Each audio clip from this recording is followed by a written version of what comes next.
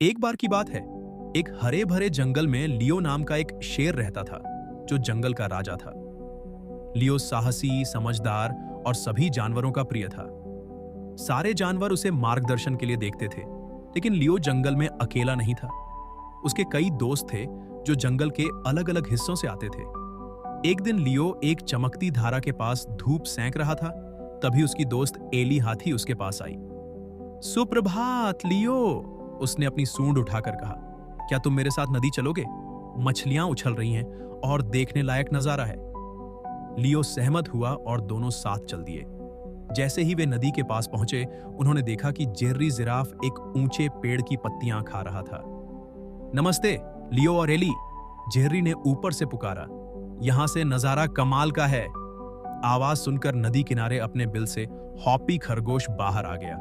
नमस्ते दोस्तों, मेरे इलाके में फूल खिल रहे हैं, आओ देखो, उसने खुशी से कहा। सभी दोस्त हॉपी के इलाके की ओर चल दिए, जहां रंग बिरंगे फूलों की चादर बिछी हुई थी।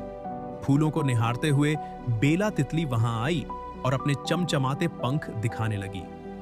मेरे साथ आओ, बेला ने गुनगुनाते हुए कहा और उन्हें उस घास के मैदान में ले गई जहां टिम्मी कछुआ धीरे धीरे चल रहा था।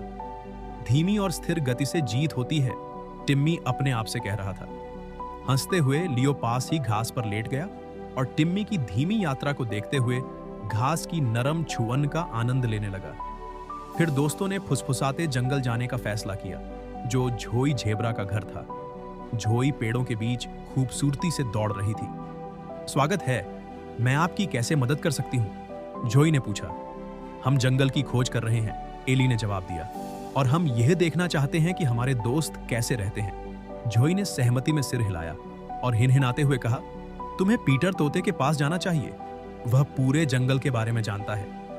उत्साहित होकर सभी घने पेड़ों की ओर चल पड़े, जहां पीटर तोता जोर से बोला, नमस्ते दोस्तों, क्या तुमने जंगल की ताजा खबर सुनी है? खबर सुनाने के बाद पीटर ने सुझाव दिया कि वे वेंडी उल्लू के पास जाएं, जो जंगल के अंधेरे और रहस्यमय कोनों में रहती थी। वेंडी ने उन्हें उल्लसित होकर स्वागत किया। क्या शानदार आश्चर्य है! क्या मैं तुम्हें पुराने जंगल की कहानी सुनाऊं?